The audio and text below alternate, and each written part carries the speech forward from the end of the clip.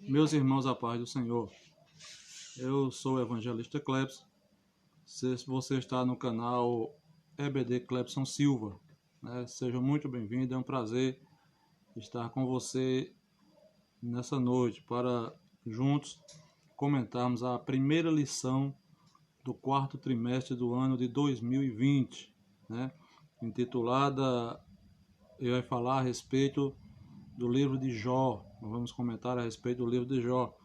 O título geral da nossa lição é a fragilidade humana e a soberania divina, o sofrimento e a restauração de Jó. Então nós vamos discorrer sobre todo este assunto. A nossa lição tem por seu comentarista o nosso pastor José Gonçalves, um homem abalizado, teólogo, bacharel, doutor. Então, ele é uma pessoa bem instruída para comentarmos a lição desse trimestre. Nessa lição, irmãos, a primeira lição, ela vai trazer o título O Livro de Jó. E antes de a gente começar nessa lição, eu gostaria de pedir a você que se inscreva no nosso canal, compartilhe, comente, deixe aí o seu comentário a respeito da nossa lição, nos ajude a fazer esse trabalho, comentando, curtindo, não custa nada, irmãos, pode comentar aí, deixar o que você achou, porque é você que incentiva a que nós possamos continuar com esse trabalho. Então, como eu estava dizendo, a lição de número 1, ele vai falar do livro de Jó, Então nós vamos tratar um apanhado de informações sobre esta primeira lição. Nós iremos tratar nessa primeira lição sobre a autoria, e o local e a data do livro de Jó. Nós falaremos também sobre a terra de Jó, Uz, Nós vamos falar também vamos falar sobre a estrutura do livro de Jó.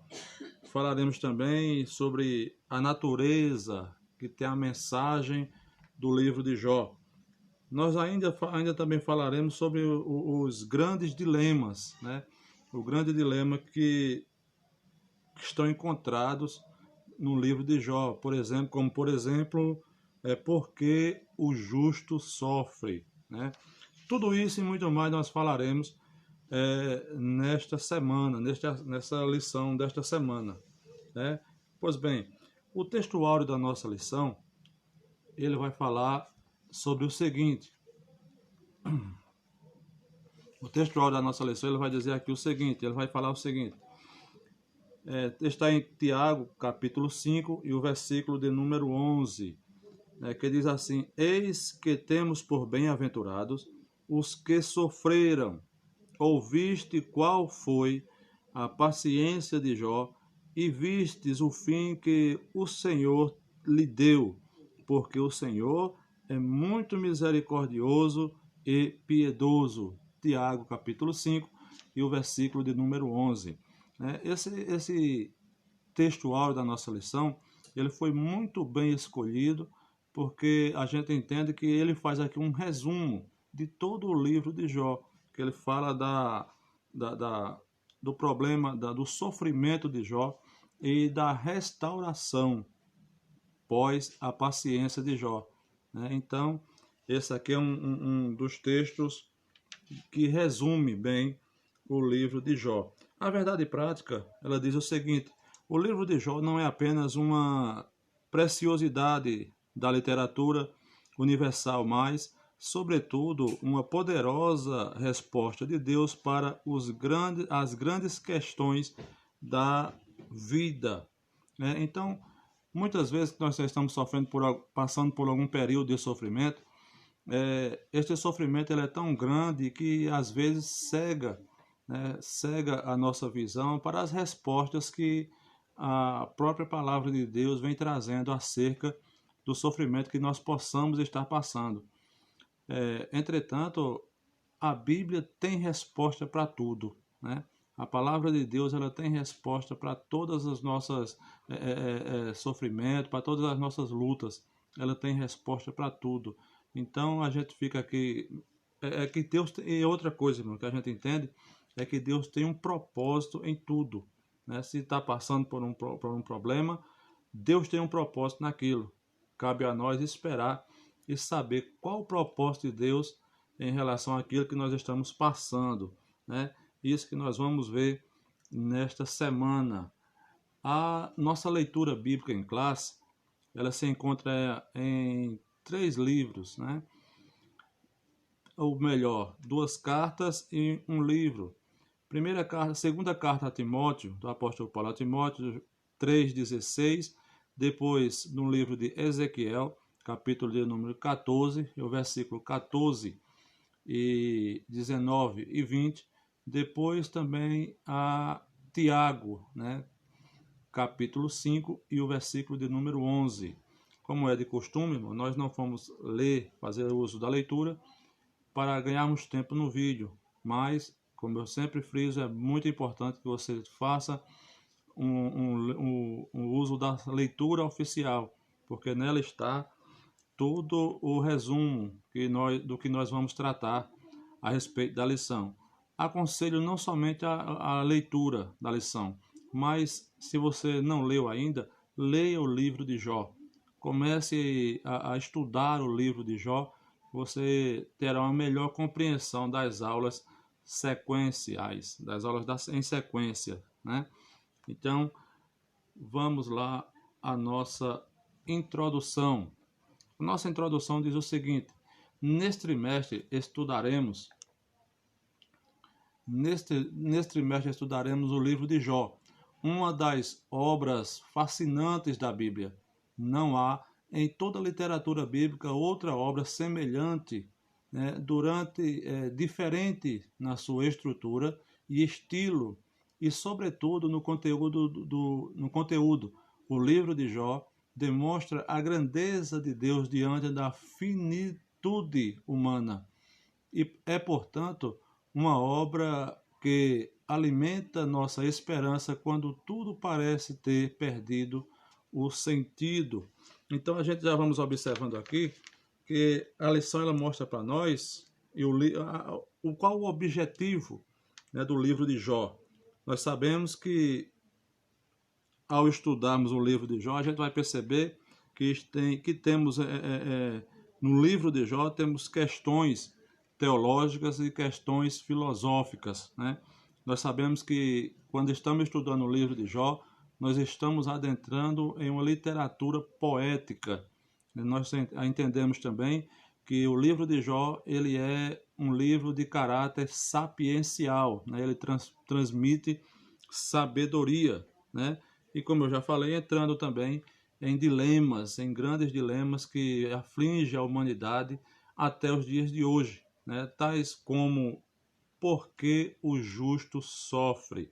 Nós vemos isso, essa grande questão do livro de Jó. Vale ainda salientar, antes de mais nada, que Deus ele não é um sádico, né? Ele não é um sádico que gosta de ver o sofrimento dos homens, né? Sobretudo do seu povo. Não, Deus não é sádico, Deus não quer ver o seu povo sofrendo, Deus não quer ver o ser humano sofrer, né? Nem tampouco os seus filhos.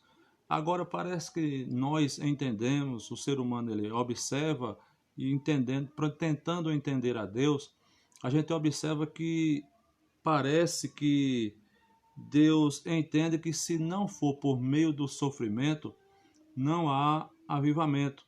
Então, por isso, Deus permite muitas vezes o sofrimento para que para que o ser humano possa aproximar-se mais de Deus, né? Então, tudo isso aqui nós vamos ver nessa lição desta semana, na aula desta semana. Vamos para o primeiro ponto. O primeiro ponto diz assim: autoria, local, data do livro de Jó. 1.1. O autor de Jó. Quem escreveu o livro de Jó é motivo de longos debates, e de longos debates as opiniões passam por Moisés, Ezequias, Isaías e até mesmo Esdras. Então, a gente já vamos vendo aqui de antemão que há um grande questionamento, e ninguém pode fechar e dizer assim, o escritor, o autor do livro de Jó é este ou é aquele. Não podemos definir isto, porque a própria Bíblia não define quem foi o autor do livro de Jó, né? Os que acreditam, os que não acreditam no mover sobrenatural de Deus sobre os autores bíblicos fazem do livro de Jó uma colcha de retalhos. Afirmam ser a produção de vários autores e em diferentes épocas, né? Nós sabemos que a autoria do livro de Jó, ela não está exposta. A Bíblia não mostra quem é o autor do livro de Jó. Aprove a Deus deixar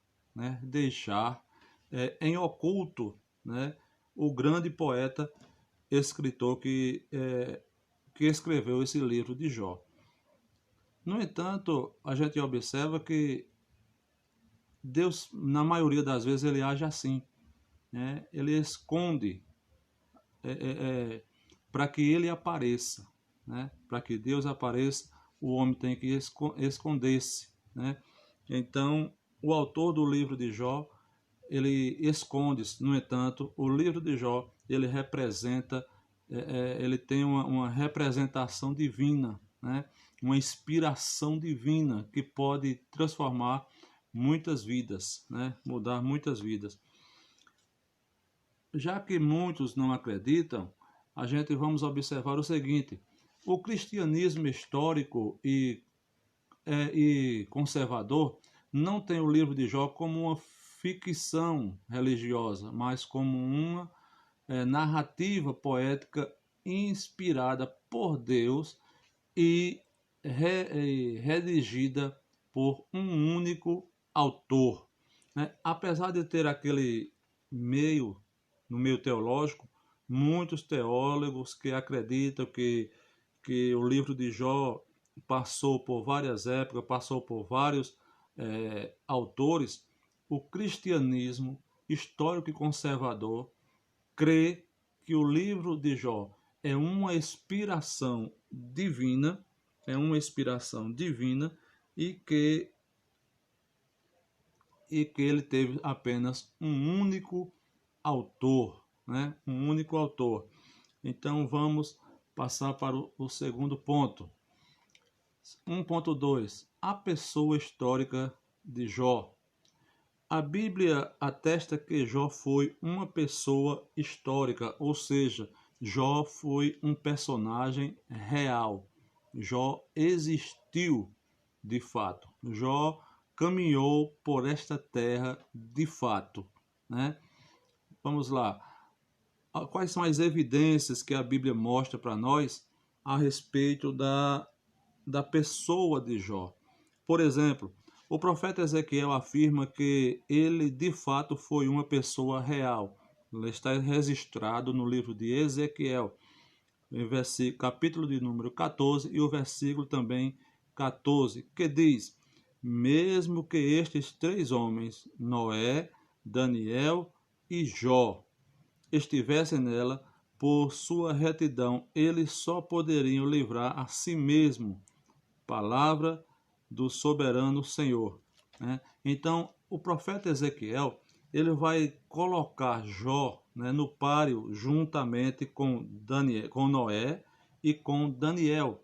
Isso prova que o profeta ele está colocando 3 personagens que são de fato existentes, eles existiram de fato. Então, Ezequiel está reafirmando a historicidade da pessoa de Jó, né? Também tem outro exemplo aqui, Tiago, né, capítulo 5 e o versículo de número 11, que é o nosso textuário. Tiago, por exemplo, atesta a realidade histórica do principal personagem do livro, bem como sua autenticidade textual, quando atesta a perseverança de Jó em Tiago, capítulo 5, que é o nosso textuário, como nós falamos, que diz assim: eis que temos por bem-aventurado os que sofreram. Ouviste qual foi a paciência de Jó e viste o fim que o Senhor lhe deu. Então, Tiago também está atestando, né, a, a, a real existência do personagem do livro de Jó. Então, essas são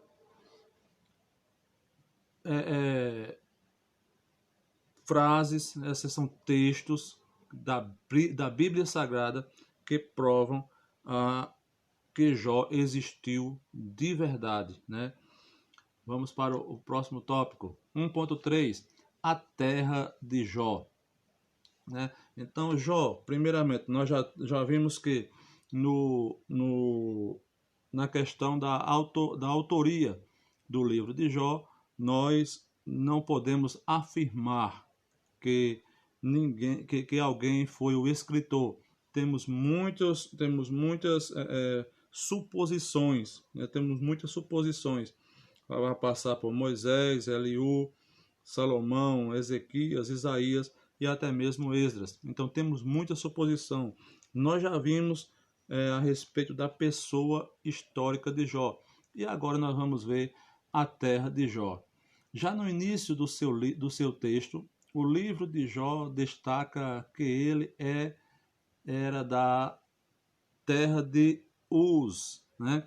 Então aqui a gente vê aqui nesse mapa a terra de Uz, né? Os comentaristas situam Uz ao sul de Edom e a oeste do deserto da Arábia, se estendendo a leste, indo até a Babilônia, né? Como nós já vimos aqui.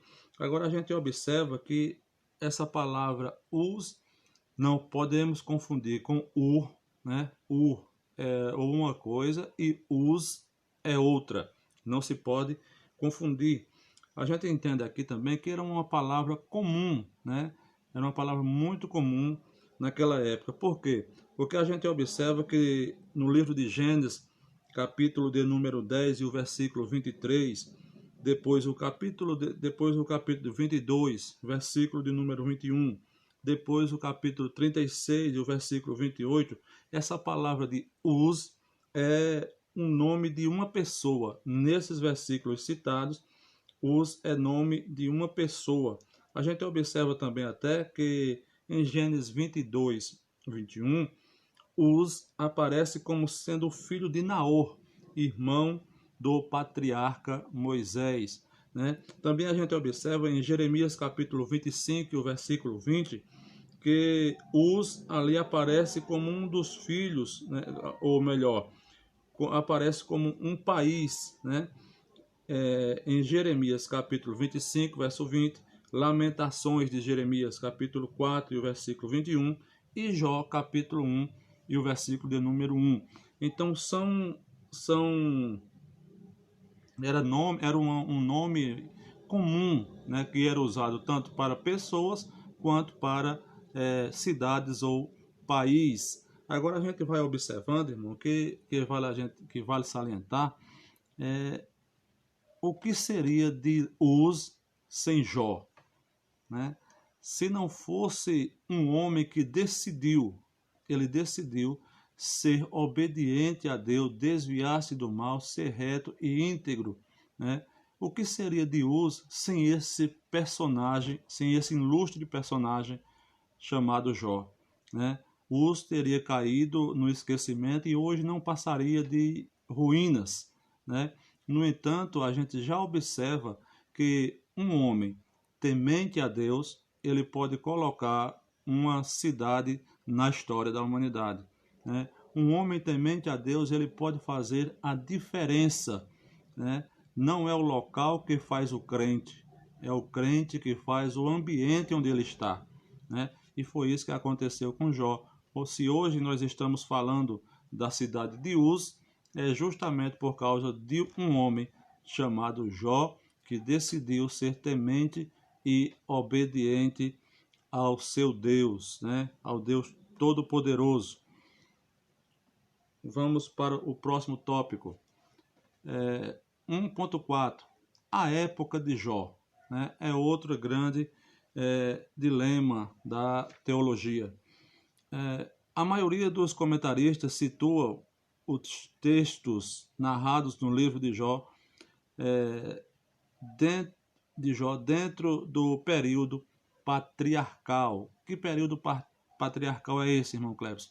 O período patriarcal é o período de Abraão, de Isaac e de Jacó, no período em que viveram os patriarcas. Dentre outros fatos, contribuem para esse entendimento. Vejamos alguns. Ele vai dar aqui, o nosso comentarista, ele vai dar aqui algumas suposições ou afirmação ou base para esse entendimento de que Jó viveu no período patriarcal. Vamos lá. Primeira tese, primeiro fator que ele defende como que Jó viveu no período patriarcal. Diz aqui: o sacerdócio como instituição ainda não existia, visto que Jó era o sacerdote da sua própria casa. Então Jó era ele mesmo que sacrificava pelos seus filhos, como ele mesmo diz: porventura pecaram meus filhos, e ele sacrificava pelos filhos. Outra tese aqui, baseando que Jó viveu no tempo dos patriarcas, é que as filhas de Jó eram co-herdeiras juntamente com os irmãos, o que era proibido pela lei mosaica. Aqui eu vale salientar também, irmão, que a lei mosaica é diferente da lei de Deus, né? Quando Moisés subiu ao monte para buscar as tábuas dos 10 mandamentos, ele trouxe ali a lei de Deus. E a lei de Deus, ela é resumida nos 10 mandamentos. E a lei mosaica, irmão? A lei mosaica são 613 preceitos que têm o seu fundamento, que tem a sua base nos princípios da lei de Deus, né? Que são lá os 10 mandamentos, né? A gente observa que antes da lei de Deus, a lei de Moisés, aquela região era regida pela lei de Taleão, né? A lei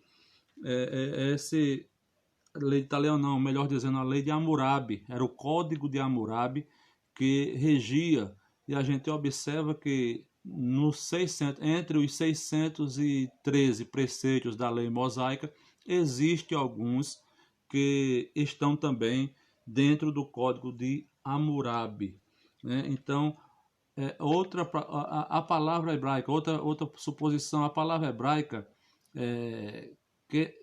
Quezistan, traduzida, irmãos, eu não consigo ler direito, mas os irmãos que têm um melhor conhecimento, observa aí e lê a palavra como se diz, né? Traduzida por peça de dinheiro, só aparece 2 vezes na Bíblia, em Gênesis 33, 19 e em Josué capítulo 24 e o versículo 32. Então são 3 evidências que eles dizem que Jó viveu no período patriarcal. Nós temos mais um aqui que também vale salientar, os nomes dos amigos de Jó. A gente observa que o primeiro amigo de Jó, Elifaz, era filho de Esaú, né? Irmão do patriarca Jacó, né? Ele tinha um filho chamado Temar. O segundo é Bildade, diz assim: o Bildade, o suíta, era da cidade de Suã. Suã era o 6º filho, era de Suã. Suã era o 6º filho de Abraão, com Quetura. Isso está lá em Gênesis, capítulo de número 25, e o versículo de número 2, né? E vem mencionado ao lado de Esaú, né? Que é Edom. E o terceiro é Zofar, né? Naamatita. Naamã era uma aldeia 9 quilômetros ao sul de Ló. nas terras baixas de Judá. Então, todo esse contexto aqui, irmãos, ele vai fazer referência a dizer que Jó foi realmente e viveu no período patriarcal, né? No período patriarcal. Vamos para o próximo tópico. No tópico 2, estrutura literária do livro de Jó. 2.1, poesia e prosa.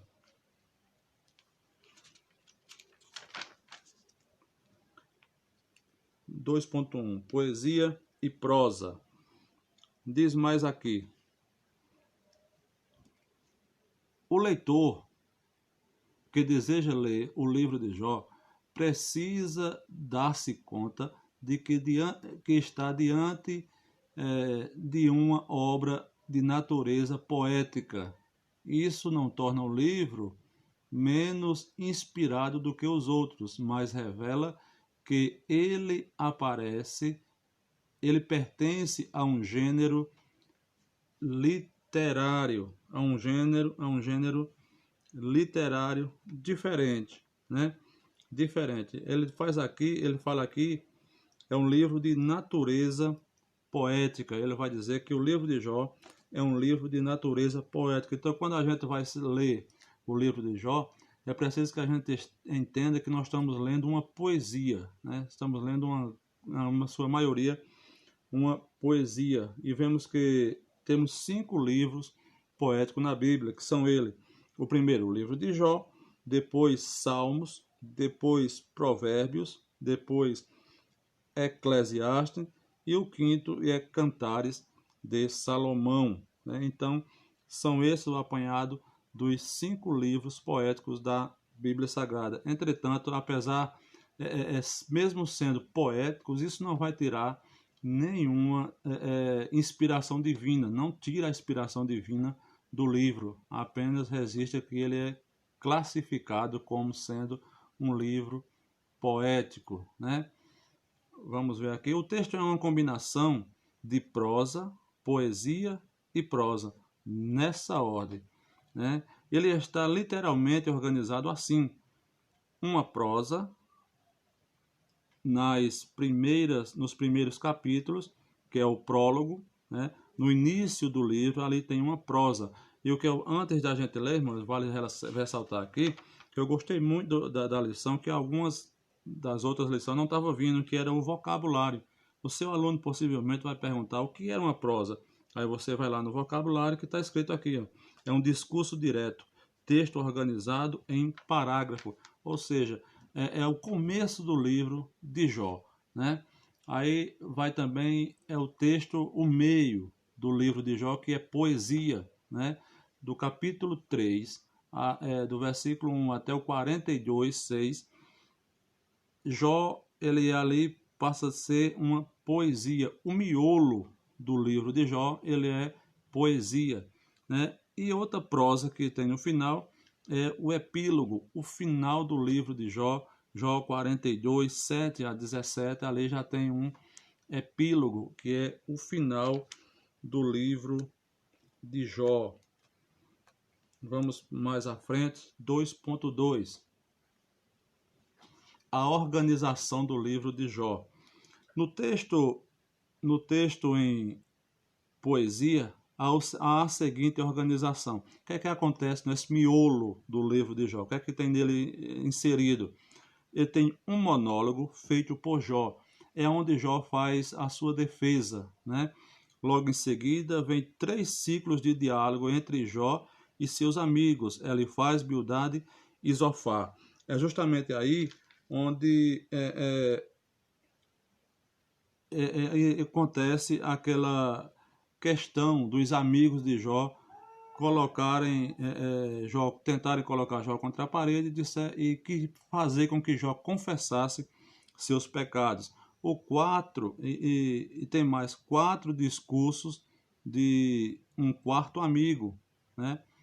De um quarto amigo chamado o jovem Eliú, né? Ele não aparece no começo, mas no final esse Eliú aparece, seguido pela revelação de Deus. Entre ele manifesta o seu poder e graça. O que eu gostaria de salientar aqui, irmão, que eu achei muito interessante, é a questão da palavra amigos de Jó, né? De fato, na minha opinião, na minha singela opinião, estes homens aqui, eles foram realmente amigos de Jó. Por quê? Porque a gente entende que muitos amigos, entre aspas, eles só aparecem quando nós estamos bem financeiramente falando. Eles só aparecem quando nós estamos bem de saúde, né? Então, estes aqui, eles estavam quando Jó perdeu tudo. Eles vieram até Jó quando Jó perdeu tudo, quando Jó não tinha nada, quando Jó estava no lixo, né? Quando Jó tinha apenas um caco de telha. Esses aí estavam lá. Esses aí estavam lá. Mesmo que com uma maneira errada, com uma teologia errada, mas eles tentavam consolar a Jó, tentavam, diferentemente de muitos pregadores, né, que afirmam que eles foram lá olhar se Jó já tinha morrido. Né? Muitos pregadores conjecturam em suas pregações esse fato, mas a gente observa que lá eles estavam lá para condoer-se do sofrimento de Jó. Eles estavam lá para sentir também a dor de Jó, o sofrimento de Jó. Né? Eles estavam ali no momento em que Jó não tinha nada e nem ninguém por ele. É justamente aí onde aparecem os verdadeiros amigos. Né? É aí onde aparece aquele amigo que a gente precisa, porque era amigo. Enquanto eu tenho dinheiro no bolso, eu não preciso. Amigo, enquanto eu estou bem de saúde, eu não preciso. Eu quero ver o amigo de verdade, é quando a gente está na precisão, quando a gente não está quando a gente está necessitado, aí sim, os verdadeiros amigos se revelam, né? Quando você já percebeu, quando você está com dinheiro no bolso, não chega ninguém convidando você para ir para uma pizzaria. Quando você está liso, sem nenhum centavo, o telefone não toca, não há convites, né? Mas quando você está com dinheiro no bolso, né? Ou quando você não está com dinheiro no bolso, nenhum convite vem. Mas quando você tem dinheiro no bolso, isso aí, todo mundo lhe chama para compartilhar uma pizza, né? Mas a gente precisa de um amigo quando a gente não tem nada, né? Então, fica aqui esse meu comentário a respeito dos amigos de Jó. Vamos lá para o próximo ponto. 2.3. A abundância de figuras de linguagem. O livro é rico em metáforas. Né? 1.3. O livro é rico em metáforas. Diz mais aqui. Esse recurso estilístico é usado pelo autor quando ele quer dar mais expressividade e vivacidade no texto. Né? O autor almeja que seu texto seja colorido ao invés de preto e branco. Né? A gente vai observando aqui que o autor ele tenta ilustrar, e nós vemos que o livro de Jó ele tem muita figura de linguagem, e sendo ele um livro poético, a gente tem que entender que a poesia judaica ela é diferente da poesia que nós conhecemos, muito diferente da poesia que nós conhecemos. Por quê? Porque a poesia que nós conhecemos ela tem a sua base em rimas, né? Ela tem a sua base em rimas, diferentemente da poesia judaica. A poesia judaica ela tinha muito sarcasmo, né? Por exemplo, quando a Bíblia diz que os filhos de Deus foram se apresentar a ele, né, veio também Satanás. Esse também, aqui, ele é um sarcasmo. É como que dissesse, o que é que você está fazendo aqui? Né? O que é que você está fazendo aqui? Então, é um tipo de sarcasmo que existe dentro da poesia judaica.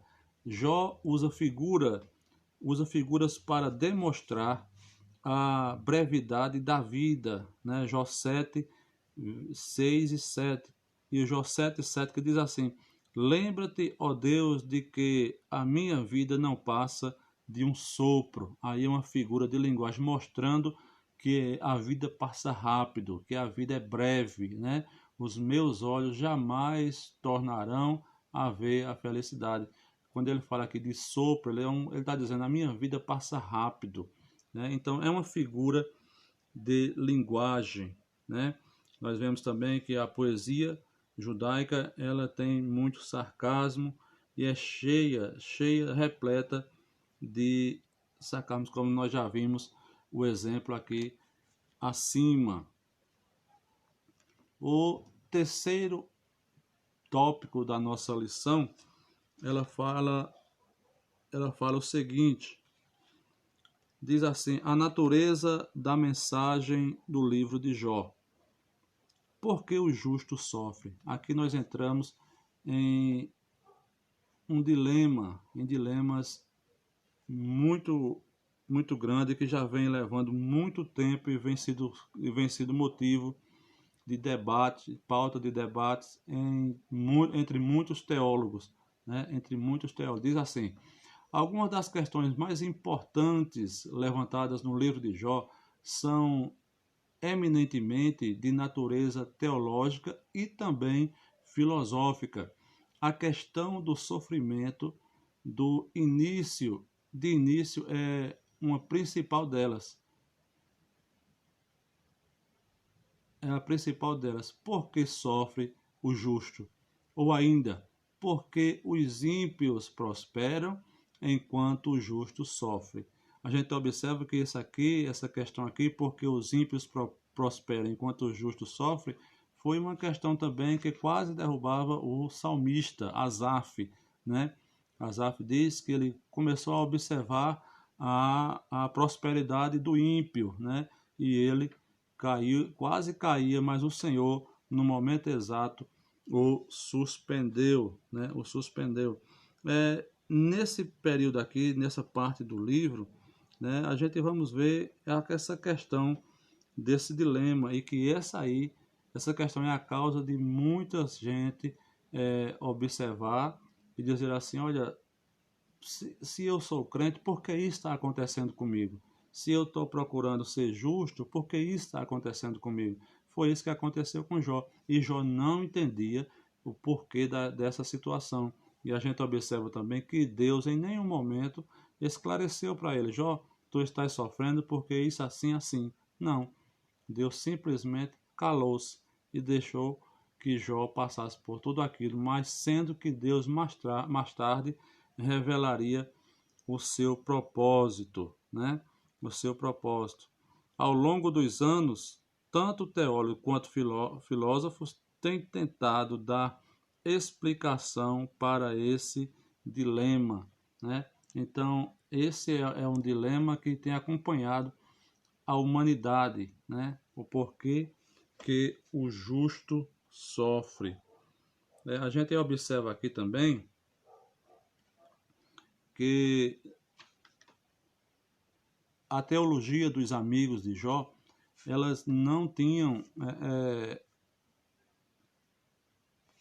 por base a misericórdia, mas ela tinha por base que se alguém estava sofrendo, era porque ele tinha culpa, né? Isso que nós vamos ver aqui nesse próximo slide. Se havia sofrimento, era porque havia culpa no sofredor. Por isso, eles observavam e diziam: Jó, confessa o teu pecado, que possivelmente, que talvez Deus tenha misericórdia de ti e alivie o teu sofrimento, né? Entretanto, irmão, a gente observa que nem todo sofrimento é por causa de pecado. Nem todo sofrimento é por causa de pecado. A ação do inimigo, muitas vezes, não é por causa do pecado, né? Como eu estou falando, nem todo sofrimento é por causa do pecado, porém, todo pecado ele vai causar sofrimento, né? O sofrimento pode não ser a causa do pecado, mas o pecado em si ele vai trazer consequências e essas consequências vai gerar sofrimento, e sofrimento esse físico, né, muitas vezes, sofrimento espiritual e até mesmo a morte, como diz a própria palavra, que o salário do pecado é a morte, né? Então, existem muitas causas com que o homem pode observar e ver que não é somente pecado a razão do sofrimento. A gente observa que isso também era um pensamento dos discípulos de Jesus. né? Os discípulos de Jesus pensavam assim. Lembra-se quando os discípulos de Jesus estavam caminhando com Jesus e um perguntou a Jesus e disse, Senhor, e viram cego, né? E um perguntou a Jesus e disse, Senhor, quem pecou? Foi esse ou os pais deles para que nascesse cego? Então Jesus vai revelar ali o propósito que Deus tinha no sofrimento daquele cego, né? Jesus diz, nem ele pecou e nem seus pais, mas foi assim para que se manifestasse nele a glória de Deus. Então nem todo sofrimento é por causa de pecado. A gente observa que Satanás ele tem poder de causar sofrimento na gente, mas ele não pode fazer isso a hora que ele quer e da maneira que ele quer. A gente observa também que existe pelo menos 3 formas em que o diabo pode agir. Primeiro, ele pode agir com a permissão de Deus, né? Quando Deus usa para punir a humanidade, ele permite que o diabo toque quando tem a permissão divina, né? Como tem a permissão divina, e quando o homem dá legalidade para que ele possa agir, ou seja, quando o homem peca, ele dá legalidade ao diabo para agir e causar sofrimento na sua vida. Nesse aspecto, ao longo de 42 capítulos, o autor procura demonstrar um novo olhar para essa questão, né? Então, a gente observa que o autor vai tentar mostrar que não existe apenas o sofrimento por causa do pecado. 3.2. Existe bondade desinteressada? Este aqui é outro dilema que tem no livro de Jó. Existe bondade desinteressada? Para muitas pessoas, qualquer prática religiosa não passa de barganha. Essa era também a tese do diabo, né? Essa era também a tese do diabo. Você observa que quando Satanás subiu, né? Quando os anjos foram apresentar-se a Deus, foi também com ele Satanás, né? Observe lá que quando Satanás chega na presença de Deus, ele tem por intuito, ele tem por objetivo, né? Ele tem por objetivo mostrar e acusar. Primeiramente, ele faz a acusação acerca de Deus. Que acusação ele faz a Deus? Ele acusa Deus de comprar a fidelidade de Jó com bênçãos, né? E depois acusa Jó no mesmo nível, acusando Jó de ser alguém que faz barganha com Deus, né? Alguém que é bom, faz para que Deus o abençoe, né? Então, esse também era um pensamento de Satanás, dizer que as pessoas só praticavam a religiosidade como forma de barganhar com Deus. Para ele, Jó só permanecia fiel a Deus porque recebiam benefícios em troca. Jó era uma pessoa cercada de muitos amigos e gozava de boa saúde, né? E por isso Satanás olhou e disse, nestas condições, como disse Satanás, todos são devotos. Ele estava dizendo, olha, se tendo tudo, todos são devotos, né? Tendo tudo, todos são devotos. Todavia, vindo o infortúnio, vindo a tragédia e a calamidade, será que esse fervor religioso permanecerá? Né? Então aqui, irmãos, o inimigo ele está mostrando e tentando provar que aquela fidelidade de Jó era meramente barganha, né? Era meramente barganha. Então, todos nós sabemos que o livro mostra como Jó se comportou fiel nessa prova. A gente observa, irmãos, que ao longo de muitos anos, muitas pessoas têm ido para a igreja não para adorar a Deus pelo que ele já fez, mas pelo que ele pode fazer. por cada um. E essa é um objetivo errado, essa é uma visão errada que se tem de Deus, né? Nós devemos ir e adorá-lo pelo que ele já fez. Muitas vezes, o objetivo, a palavra de Satanás era dizer: tira tudo que ele tem para ver se ele não, se essa fidelidade dele não se acaba. Entretanto, eu acho que a estratégia dele hoje mudaria. Se fosse nos dias de hoje, ele mudaria.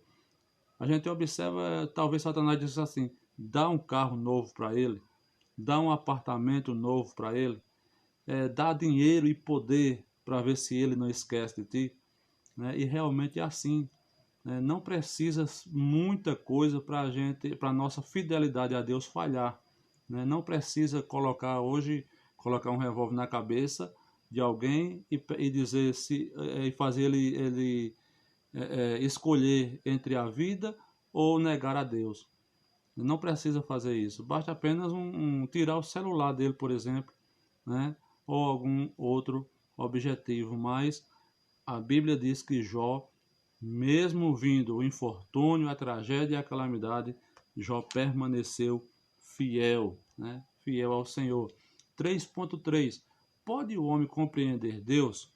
Os últimos capítulos de Jó mostram os impactos que a revelação divina tem sobre os homens. Como Paulo, que foi verdadeiramente mudado quando contemplou o Senhor numa visão. Isso está lá em Atos, capítulo 9, e o versículo 1 ao versículo de número 17. Né? Versículo 1, 17. Aí diz aqui: assim também Jó é totalmente transformado quando contempla a majestade do Senhor. Aí a gente pode perguntar aqui, irmãos, e observar o seguinte: Jó já era crente e Saulo era incrédulo e tornou-se crente. Então, como comparar a mudança que houve em Saulo, que o transformou em Paulo, e a mudança que houve em Jó, visto que Jó já era crente? O autor da nossa lição aqui, ele não está querendo fazer, não está afirmando que houve uma mudança plena. Ele está afirmando que a visão de Jó mudou, né? Porque Jó disse: olha, antes eu te ouvia, eu te conhecia só de ouvir falar, mas agora eu tenho uma experiência maior contigo. Mas agora que eu te conheço de perto, né? Eu te conheço de perto. Então, esse era o que Jó estava falando para nós. A questão para Jó não foi o tanto de esconder, não foi o tanto o entender Deus, mas experimentá-lo, ou seja, vivenciar uma experiência com Deus, né? A gente tem tido muitos testemunhos de muita experiência com Deus, que agora as experiências com Deus, elas estão muito relacionadas à experiência de quase morte, né? A pessoa tem uma experiência de quase morte e ela atribui sempre essa experiência a Deus, né? Eu tive uma experiência com Deus. Entretanto, não é regra, né? Isso não é regra. Deus se manifesta ao homem de várias maneiras. Um homem pode ter uma experiência extraordinária com Deus sem que essa experiência venha a ser de morte, né? Então, viver e experienciar Deus mudou completamente a vida de Jó. Eis uma grande lição deixada por ele esse precioso livro. Diz Jó: meus ouvidos já tinham ouvido a teu respeito, mas agora os meus olhos te viram. Jó 42, 5. Né? Vamos para a nossa conclusão. Nossa conclusão diz o seguinte: nesta lição apresentamos algumas informações básicas sobre o contexto histórico-literário de Jó. Quanto ao seu gênero, o livro é de natureza poética. Isso é importante para a compreensão da própria estrutura como o livro foi organizado. Vimos que o livro apresenta princípios teológicos e transcendentes, né? O espaço e o tempo. Esses princípios são para todas as épocas e culturas, o que é demonstrado e que o conhecimento de Deus é o anseio de todo ser humano, né? Está aí a nossa a nossa conclusão. Meus queridos, você viu que nós não podemos nos ater muito a certos pontos, porque também teremos, uma lição, são 13 lições que nós vamos estudar somente a respeito do livro de Jó. Então, para que não possamos atropelar assuntos que virão nas próximas lições, nós fazemos uma lição hoje, uma aula hoje introdutória, né? Quero dizer também que nós estamos baseando nosso texto, nossas aulas, elas estão sendo baseadas também na Bíblia, certamente, e no livro do pastor Claudionor de Andrade, né? Claudionor de Andrade, na série Comentários Bíblicos, né? Ele mostra para nós aqui uma série de respostas a respeito do livro de Jó, muito bom, e eu aconselho que você adquira e estude bem. O nome do livro é O Dilema do Sofrimento do Justo e o Seu Propósito. Nós ainda também estaremos baseando nossos ensinamentos a respeito dessa lição por completo, também no livro, estudando os livros poéticos do Cetadeb, né? Cetadeb também é muito bom o curso, muito bom livro, né? Que Deus nos ajude nesta lição, né? Então, irmão, nós vamos finalizando por aqui. Peço a você que deixe aí o seu like, o seu joinha, peço que compartilhe e se inscreva no canal, né? É de graça, não paga nada. Ajude-nos a divulgar, porque isso vai nos incentivar a saber que você está gostando do nosso trabalho, né? Que Deus em Cristo abençoe, em nome de Jesus. Até a próxima aula, se Deus assim permitir.